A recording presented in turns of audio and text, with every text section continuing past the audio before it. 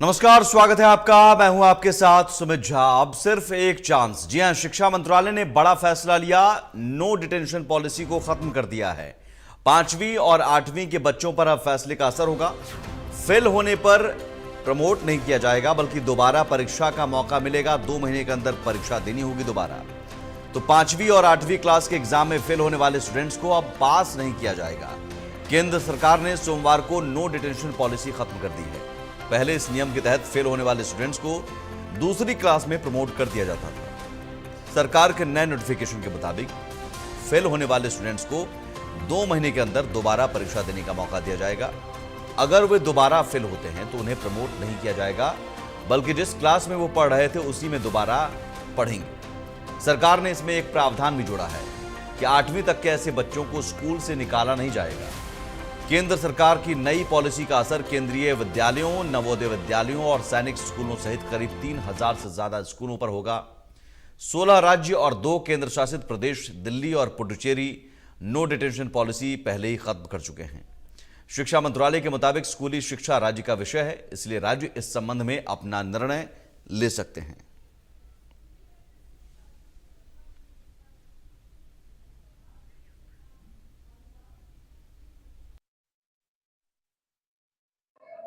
केंद्र सरकार ने अब नो डिटेंशन पॉलिसी को खत्म कर दिया है, यानी 5वीं और 8वीं कक्षा में असफल होने वाले बच्चों को असफल माना जाएगा। पहले ऐसा नहीं था, 8वीं कक्षा तक के छात्रों छात्राओं को पास किया जाता था। हम इस वक्त एक सरकारी स्कूल में खड़े हुए हैं और सामने देख सकते हैं आप 5वीं कक्षा के छात्राएं और छात्र हैं, इनसे भी बातचीत करेंगे। यहाँ पर जो अध्यापक हैं उनसे भी जो है बातचीत करेंगे। सबसे पहले क्या नाम है आपका? My name is Swati. Swati, no detention policy को खत्म कर दिया है, यानी 5वीं 8वीं कक्षा तक जो छात्र या छात्राएं असफल होंगे उन्हें फेल समझा जाएगा। सरकार के इस कदम को कैसा मानते हैं? हम बहुत सही मानते हैं। ये जो बच्चे रोज रोज छुट्टी मारते थे ना, अब ये बच्चे छुट्टी नहीं मारेंगे कि उनकी मम्मी पापा ये कह देंगे कि है ना, तुम छुट्टी मारोगे तो तुम्हें है ना आगे क्लास में दिया नहीं जाएगा, और अब तुम है ना अच्छे से पढ़ाई करो और है ना तुम्हें है ना फिर आगे क्लास में ले जाएगा, ना तो तुम फेल हो जाओगे और हम पैसे लगाएंगे तुमसे, तुम आगे क्लास में जाओगे। इसलिए सरकार ने बहुत अच्छा काम किया ये। कुछ और बच्चे हैं, उनसे भी बातचीत करेंगे। क्या नाम है आपका? My name is Prince. कौन सी क्लास में? 5th। अच्छा, जिस तरह से सरकार ने फैसला लिया, अभी अब बच्चा यदि फेल हो जाएगा तो उससे फेल ही समझा जाएगा, क्या सब मानते हैं सरकार? गलत मानते हैं। क्यों? क्योंकि ऐसे अगर 1 से लेके 8वीं तक पास कर देंगे तो बच्चा पढ़ने की कोशिश नहीं करेगा और वो यही सोचेगा कि मेरे को पास तो हो ही जाना है, फिर मैं पढ़ के क्या करूंगा। फिर उसके बाद उसकी हिम्मत टूट जाएगी, आगे तक वो नहीं पढ़ पाएगा फिर। पहले ऐसा नहीं था। हाँ। तो अभी आप पढ़ेंगे? हाँ जी। तो ये 5वीं कक्षा तक के बच्चे हैं, इनका यही कहना है कि सरकार ने जो कदम उठाया है वो सही उठाया है, क्योंकि पहले 8वीं कक्षा तक फेल नहीं किया जाता था। ऐसे में बच्चों का जो बौद्धिक स्तर है वो काफी कमजोर था। एक अध्यापिका है, उनसे बातचीत करेंगे। मैम, नो डिटेंशन पॉलिसी को खत्म कर दिया गया है, आप एक अध्यापक होने के नाते कैसा मानते हैं? ऐसा है, जैसा ये आपकी पॉलिसी है, ये है तो अच्छी, लेकिन ये है कि गवर्नमेंट की कोई भी पॉलिसी है वो खराब नहीं होती है, लेकिन उससे क्या है, जो बच्चे कॉन्फिडेंट होते हैं, अपनी एलिजिबिलिटी से बच्चे आगे आते हैं, उन बच्चों का नुकसान हो रहा था उसकी वजह से। अब बच्चे रेगुलर आएंगे, पढ़े लिखेंगे तो कुछ अपनी उससे प्रमोशन करके आगे बढ़ पाएंगे, लेकिन इस तरीके से तो अच्छा सा नहीं था कि बच्चों को प्रमोट कर दिया जाए। उससे दूसरे जो अच्छे बच्चे थे उनको बेचारों को सफर करना पड़ रहा था, क्योंकि वो अपनी किसी भी चीज में अपनी वो दिखाई।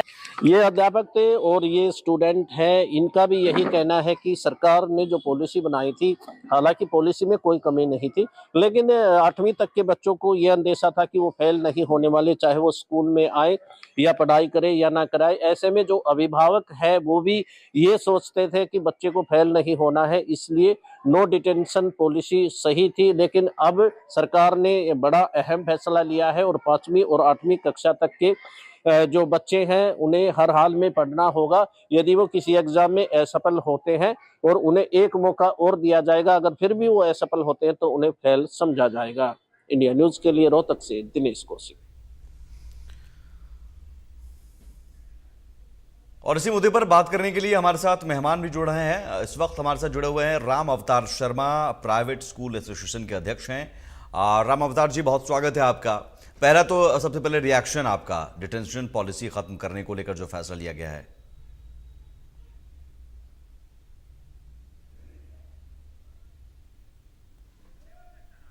राम अवतार जी अनम्यूट कर लीजिए सर, उसके बाद अपनी बात रखिए। जी राम अवतार जी अनम्यूट कर लीजिए।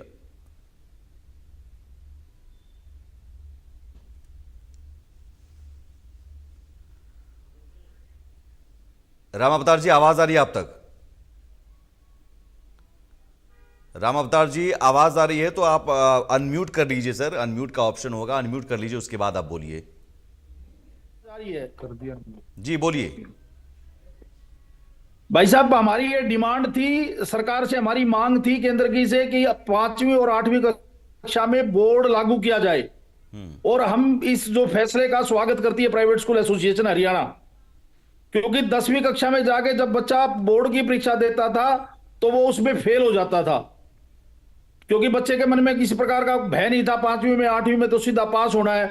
अगर बच्चे अब 8वीं और 5वीं में चेक लगेगा तो जो 10वीं कक्षा का रिजल्ट है वो रिजल्ट सुधरेगा और बच्चों का पास प्रतिशत बढ़ेगा।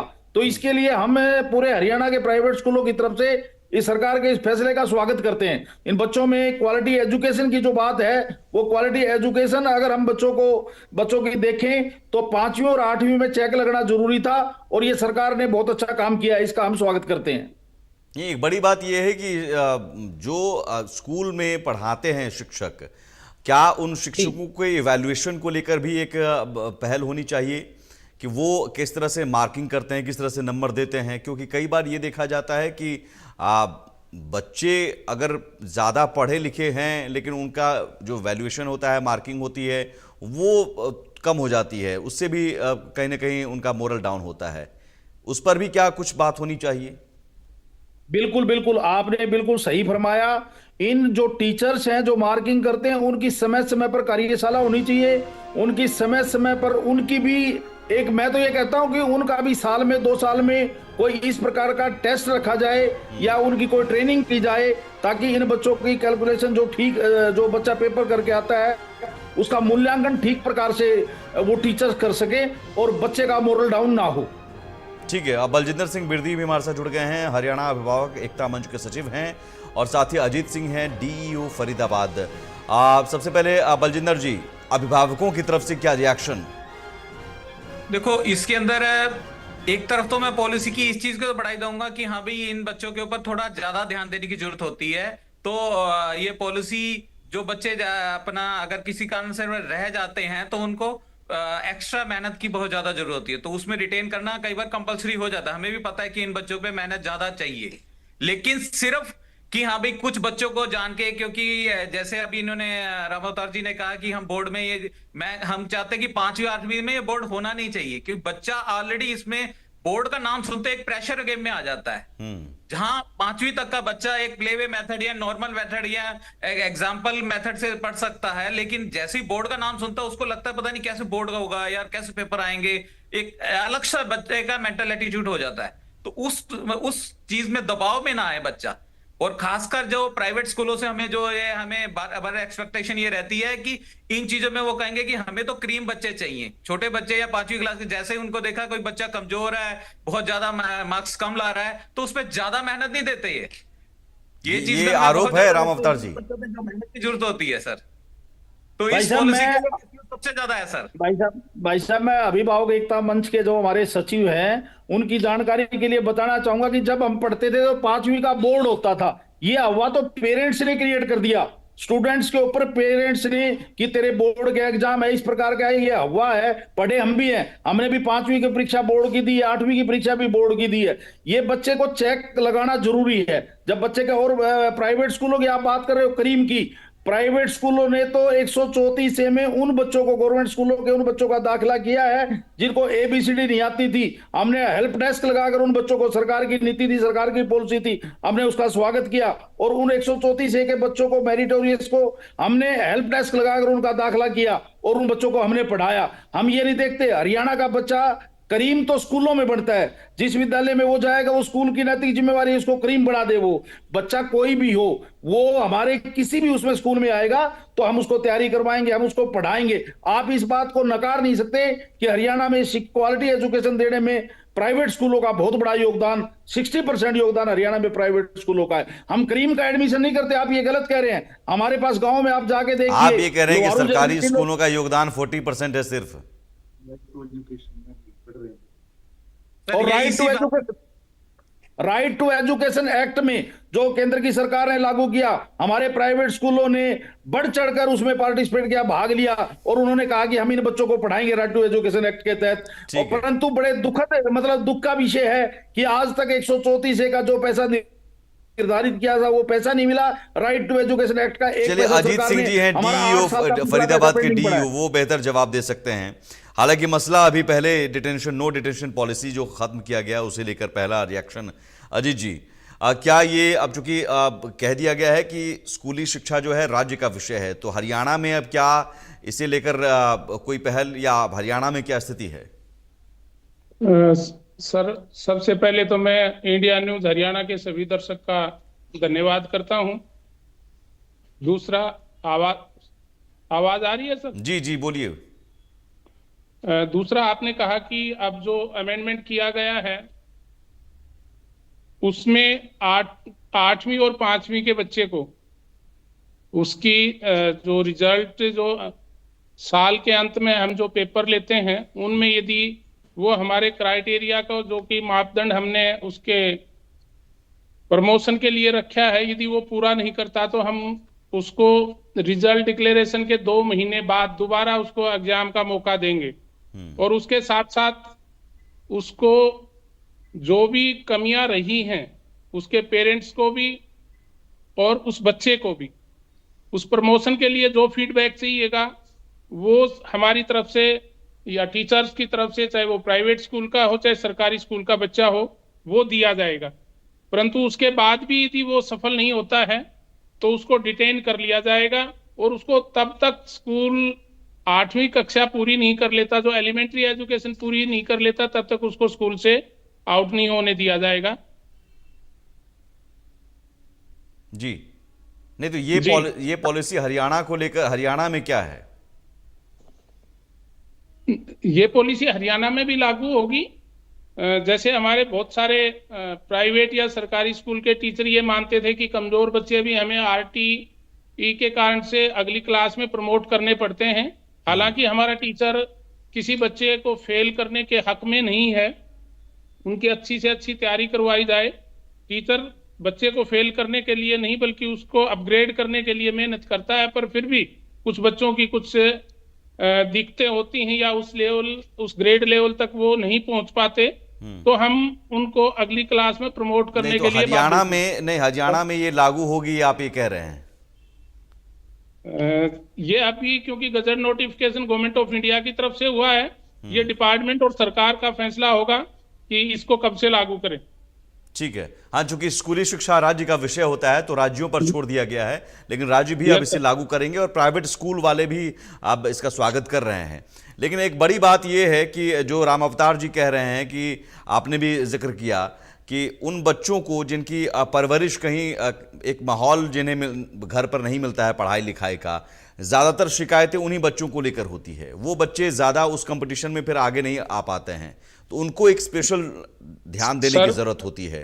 मैं आपको बताना चाहूंगा कि हमारे पास तो वो बच्चे आते हैं जो आप जिस क्लास की बात कर रहे हैं, पर उन बच्चों में भी कैलिबर होता है। चाहे पेरेंट्स उनको घर पे ना पढ़ा पाए, हमारे टीचर उन बच्चों में से भी क्रीम निकालते हैं या उन बच्चों को भी ट्रेंड करते हैं और वो बड़ी क्लासेस तक अच्छे मार्क्स के साथ पास होते हैं। अभी थोड़ी देर पहले रामावतार जी कह रहे थे कि 134 में सरकारी स्कूलों के बच्चे कमजोर आते हैं, जबकि 134 में हमारा सबसे इंटेलिजेंट बच्चा प्राइवेट स्कूल में जाता है, क्योंकि वो टेस्ट पास करके जाता है। तो ये नहीं कह सकते कि कमजोर बच्चे प्राइवेट स्कूल में गए हैं। हमारे जो भी अच्छे बच्चे होते हैं वो 134 में प्राइवेट स्कूलों में जाके उनका रिजल्ट सुधार करते हैं। हमारे पास फिर कमजोर बच्चे रह जाते हैं जिनको हम अच्छी शिक्षा या अच्छा प्रयास, लेकिन प्राइवेट स्कूल में जाते ही क्यों हैं फिर, अगर सरकारी स्कूल में वो बेहतर करते हैं तो? सर, एक पेरेंट्स का, क्योंकि हमारे पास गरीब परिवारों के बच्चे या वो बच्चे आते हैं जिनकी घर में परवरिश शिक्षा को लेकर ठीक नहीं हो पाती। एक उनके पेरेंट्स में होता है कि प्राइवेट स्कूल जिनका बच्चा टाई लगा के जाता है, बस लेने आती है, या जो उनके टाई बेल्ट हैं उनसे प्रभावित होता है। अदरवाइज सरकारी स्कूल में जो ओवरऑल डेवलपमेंट बच्चे की है उसमें कहीं हम प्राइवेट स्कूल से कम नहीं हैं। लेकिन यहां पर राम अवतार जी का दावा है कि 60% रिजल्ट प्राइवेट स्कूल दे रहे हैं। सर, दोनों सरकारी स्कूल और प्राइवेट मिलके हरियाणा के हर बच्चे को शिक्षित करने में लगे हुए हैं। मैं ये बाइफर्केशन 60-40 इस चीज में नहीं जाना चाहूंगा, पर प्राइवेट स्कूल का भी उतना ही योगदान है जितना सरकारी स्कूल का। ठीक है, जल्दी से राम अवतार जी जवाब, उसके बाद फिर बलजिंदर सिंह। डीओ साहब, अजीत जी ने एक बात बताई है कि करीम बच्चे हमारे स्कूलों में आते हैं। मैं कहता हूं कि इन बच्चों को तो प्राइवेट स्कूलों में आना ही नहीं चाहिए। यहाँ सरकारी जो हमारे विद्यालय हैं उनमें इंफ्रा की बात करें हम तो सरकार पूरा दे रही है, टीचर्स की बात करें तो वेल क्वालिफाइड स्टाफ है, तो वो उनको वो कह रहे हैं कि नहीं, उनका कहना है कि वो जो बस और जो ड्रेस है, टाई है, वो उस तरह का फैशन देखकर वो प्रभावित हो जाते हैं बच्चों के माँ बाप। उनको लगता है कि नहीं, यहाँ एक स्टेटस वाली बात हो जाएगी। ना, कोई स्टेटस वाली बात नहीं है। बहुत सारे बच्चे ऐसे हैं जो गवर्नमेंट स्कूलों में पढ़ते हैं, उनके परिवारों को मैं जानता हूं, और सरकार ने इतनी सुविधाएं बच्चों को दी है। गवर्नमेंट स्कूलों को साइकिलें दी हैं, वर्दी भत्ता दिया है, जूते दिए हैं, ड्रेस दिए है, किताबें दी हैं, कॉपियां दी हैं, भोजन दिया है, मिड डे मील दिया है। तो इतनी सुविधाएं देने के बाद में भी अगर वो पिछड़ता है तो ये तो कहीं ना कहीं सरकारी तंत्र में कहीं ना कहीं खामी हो सकती है। सरकारी अपने तंत्र को सरकार चेक करे, एजुकेशन डिपार्टमेंट अपने आप को चेक करके प्राइवेट स्कूल, चाहे गरीब बच्चा आए, चाहे अमीर बच्चा आए, चाहे मेरिटोरियस बच्चा आए और चाहे बहुत पुअर बच्चा आए, हमारा नैतिक दायित्व बनता है कि हम हरियाणा के बच्चे को पढ़ाने का काम करें, हरियाणा के बच्चे को आगे बढ़ाने का काम करें। और हरियाणा का बच्चा के सर्वांगीण विकास की अगर कोई चिंता है करता है तो प्राइवेट स्कूल पूरी तन्मयता से, पूरे समर्पण भाव से, बिना सरकार के किसी मदद के, सरकार हमारी कोई आर्थिक मदद नहीं करती। मैंने आपके चैनल के माध्यम से मैं एक जानकारी और देना चाहूंगा, हमारा 40 करोड़ रुपया 8 साल का 134 का पैसा, 8 साल हमने बच्चों को पढ़ाया। कोरोना में हम कोरोना में घर घर थे, बच्चों की मदद कर रहे थे, पेरेंट्स की मदद कर रहे थे। हमारे स्कूलों का एक ऐसा है जो पैसा हमारा आज तक नहीं मिला है, और फिर भी हम उन बच्चों को आगे कंटिन्यू पढ़ा रहे हैं। ठीक है, लेकिन बलजिंदर जी यहाँ पर मैं अजीत जी का जवाब लूँ उससे पहले, जो अजीत जी कह रहे हैं कि भाई सरकारी स्कूलों में भी अच्छे बच्चे होते हैं, ये ज़रूर है कि 5वीं और 8वीं में जो नो डिटेंशन पॉलिसी जिसे ख़त्म किया गया है, अब इसका असर ये होगा कि कम से कम हम उन कमज़ोर बच्चों को और ज़्यादा समय देकर और तैयार करेंगे, जो जब वो 10वीं में जाएं तब तक वो बेहतर तैयार हो सकें। लेकिन अभिभावकों में क्या, ये पेरेंट्स में भी क्या कमी रहती है कि वो बच्चों को समय नहीं दे पाते हैं और सब कुछ छोड़ देते हैं, कि उन्हें समय लगता है कि भाई स्कूल में ही जो कुछ होगा स्कूल में आप देख लेंगे, स्कूल वाले, हमने तो फीस दे रखी है। नहीं, ये पहले जरूर होता था, लेकिन आज की डेट में चाहे प्राइवेट में पढ़ते हैं चाहे सरकारी में पढ़ते हैं, बच्चे ट्यूशन जरूर जाते हैं। पहले पेरेंट्स बहुत मेहनत करते थे, हम भी सरकारी स्कूलों से ही पढ़े हैं, हमने भी 5वीं 8वीं के बोर्ड की भी एग्जाम भी दिए, जैसे राम तो बताया, हमने भी उन्हीं चीजों में हम उस स्टेप से गुजरे। लेकिन तब के माहौल में और आज के माहौल में बहुत फर्क आ गया। पहले कहते थे कि प्राइवेट में वो बंदा जाए जो जिस बच्चे की नींव कमजोर है, क्यों प्राइवेट में ज्यादा मेहनत अपना अलग से करवाते थे।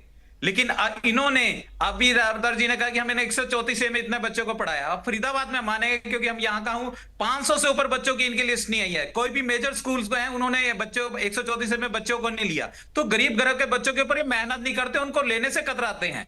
बार बार उनकी यही बात होती है, हमें यही पता जो इस एक्ट की सिर्फ यही कमी रह जाती है कि प्राइवेट स्कूल उसको सही तरीके से इसका मिसयूज करेंगे, कंप्लायंस नहीं करेंगे कि उन बच्चों पे ज्यादा मेहनत की जाए। खासकर वो क्या करेंगे, अगर क्लास की एक्स्ट्रा क्लासेस है तो गिनी चुनी उनकी तो क्लासेस लगाएंगे, लेकिन जो ज्यादा बच्चे, क्योंकि जैसे इंटरनल एग्जाम हुए, हमें पता है कि ये बच्चा मैथ में कमजोर है, स्पेशल इन 5 बच्चों की 10 बच्चों की अलग से क्लासेस लगाई जाए, उन पर ज्यादा टाइम दिया जाए, लेकिन ये नहीं देते।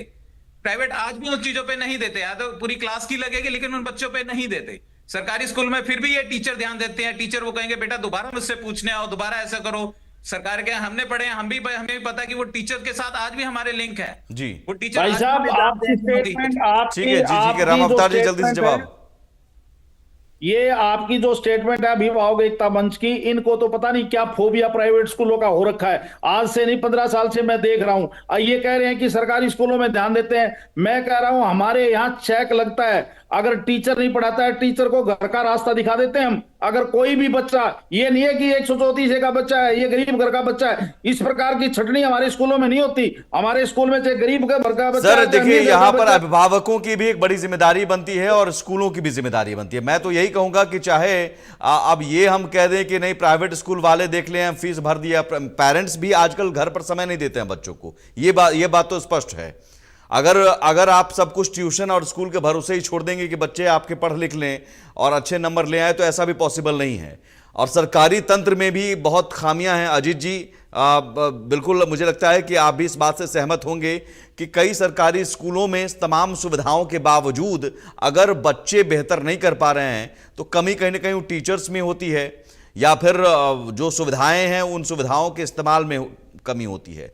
तो मुझे लगता है कि एकजुट कोशिश की जरूरत है। बहुत शुक्रिया आप सभी मेहमानों का, बहुत शुक्रिया अजीत जी, बहुत शुक्रिया बलजिंदर जी, बहुत शुक्रिया राम अवतार जी। एकजुट कोशिश की जरूरत है और ये अच्छी बात है कि पॉलिसी खत्म कर दी गई ताकि बच्चों को पहले ही आपको सुधारने का मौका मिल जाए, 5वीं में ही उन्हें सुधरने का मौका मिल जाए, उनकी कमजोरियों को दूर करने का मौका मिले, 8वीं तक वो अपनी कमजोरी वो दूर कर पाए, तब जाकर वो बोर्ड के एग्जाम में बैठें। फिलहाल एक छोटा सा ब्रेक लेंगे, ब्रेक के उस पार भी खबरें लगातार जारी हैं।